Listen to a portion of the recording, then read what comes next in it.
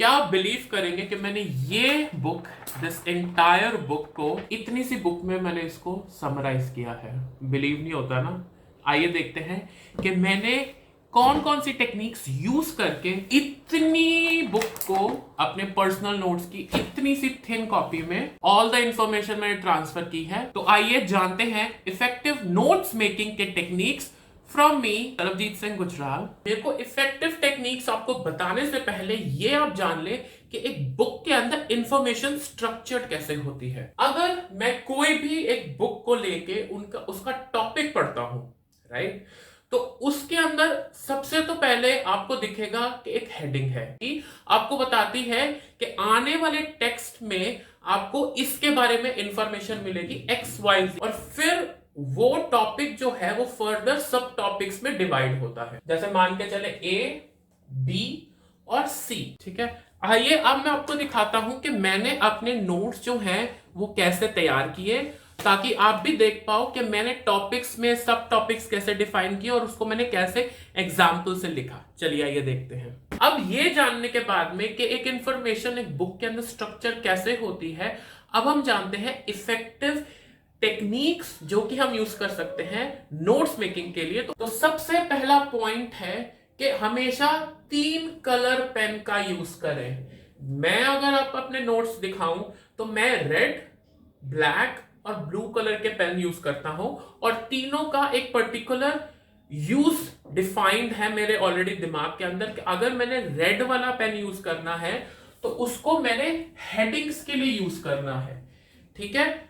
और अपने ब्रेन को मैंने ऐसे स्ट्रक्चर किया हुआ है कि अगर मैं अपने नोट्स देखूं तो जो रेड वाला पेन से जो मैंने लिखा हुआ है वो मेरा क्या है, हेडिंग बताता है। उसके बाद में अगर मेरे पास में कोई सब हेडिंग है तो उसको मैंने यूज किया है, उसको मैं लिखता हूं ब्लैक पेन से, ताकि पता चल जाए कि अगर ये मेरी मेन हेडिंग है, राइट, ये मेरा टॉपिक है, फिर अगर उसके अंदर मेरे कोई सब टॉपिक्स हैं तो वो मैंने ब्लैक पेन से लिया हुआ है।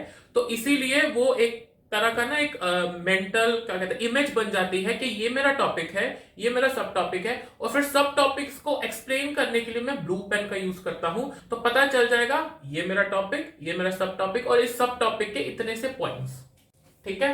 तो और हमेशा जब आप पॉइंट लिखें तो हमेशा एक लाइन में एक ही पॉइंट लिखें, उसको मल्टीपल पॉइंट्स एक लाइन में मत लिखें।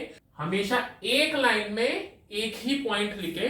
अगर आपके पास में 4-5 पॉइंट्स हैं तो हर एक पॉइंट को एक एक लाइन में लिखने की कोशिश करें। नेक्स्ट टेक्निक जो है, जो मैं यूज करता हूं, वो है कि या तो मैं उसको अंडरलाइन कर लूं, राइट, जैसे मैंने अभी इस वर्ड को अंडरलाइन किया, या मैं उसको एक हाईलाइटर पेन से हाईलाइट कर दूं कि इन पॉइंट्स में से भी जो मैंने पॉइंट्स लिखे हैं ब्लू पेन से, उन 4 पॉइंट में से भी ये जो पॉइंट है वो सबसे ज्यादा इंपॉर्टेंट है, बाकी जो है वो थोड़े कम इंपॉर्टेंट हो जाते हैं, but still they are valid points in a subtopic. उसके बाद ऑलवेज यूज नंबर्स। अब जैसे यहां पे मैंने dash dash dash dash dash लिखा हुआ है, वो तो मैंने आपको एक्सप्लेन करने के लिए दिया हुआ है, बट अगर मैं इसको हटा के इसको मैं 1 2 3 4 5 6 7 8 कर दूं, ठीक है, यहाँ पे मैंने 8 लिख दिया। अब ये आपको ज्यादा क्लियर लग रहा है या जो मैंने पहले लिखा था वो ज्यादा क्लियर आपको लग रहा है जब आप नोट्स देखोगे? तो जब आपने अपनी बुक खोली, मेरे जैसे ये मेरी बुक है जहां पे मैं नोट्स लिखता हूं, तो अब मैंने यहां पे तो पॉइंट्स लिखे हुए हैं, यहां पे तो मैंने डैश डैश डैश डैश करके लिखा हुआ है। अगर मैं इसी जगह 1 2 3 4 5 6 7 8 लिख देता हूं तो जैसे ही मैं नोट्स देखूंगा तो मुझे पता चल जाएगा कि इस टॉपिक के इस सब टॉपिक्स में 8 पॉइंट लिखने हैं मुझे।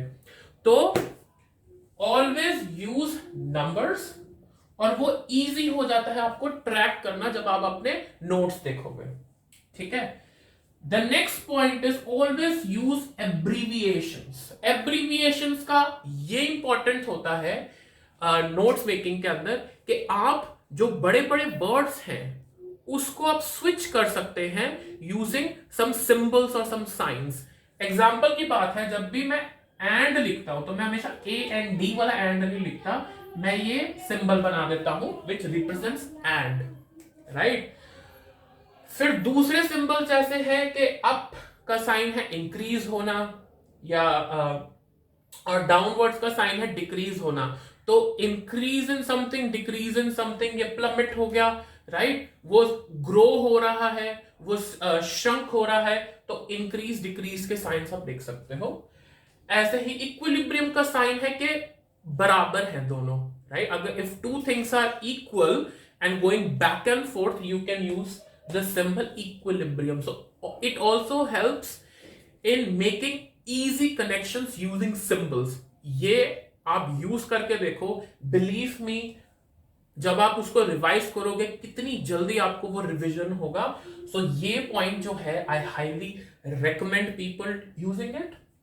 आगे जो मेन पॉइंट है, which is again opposite of what many people will tell you, is to avoid complete sentences. अगर बुक के अंदर आपको कोई एग्जाम्पल दिया हुआ है, that this person wents here and in this time and blah blah blah, do not write that, right, do not write that. मान के चलो एक एक्स पर्सन है, 1975 में उसने ये किया, ये किया, ये किया।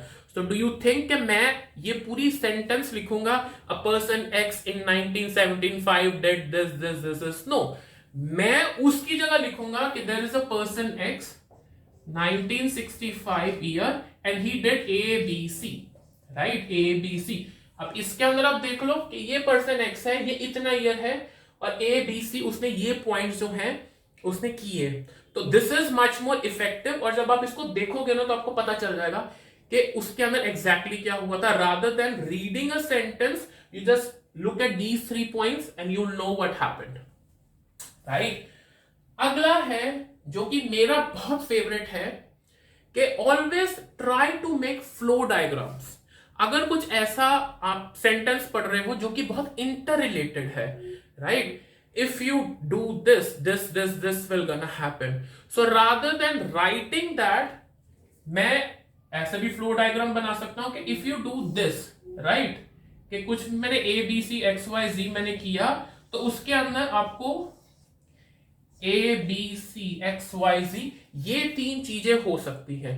So flow diagram banana is a very effective notes making technique. अगर ये आप फॉलो करोगे तो डेफिनेटली आपको बहुत हेल्प होगी।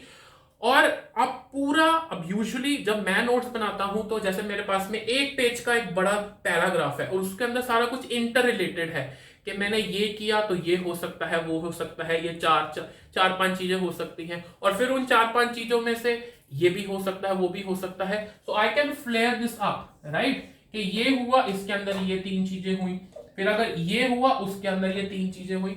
तो अगर ऐसा फ्लो डायग्राम बनाओगे तो बहुत ही इफेक्टिव वे में आपको पता चल जाएगा कि क्या सीक्वेंस है, कैसा हो रहा है, और किस रिलेशनशिप में हो रहा है, वो आपको सारा क्लियर हो जाएगा।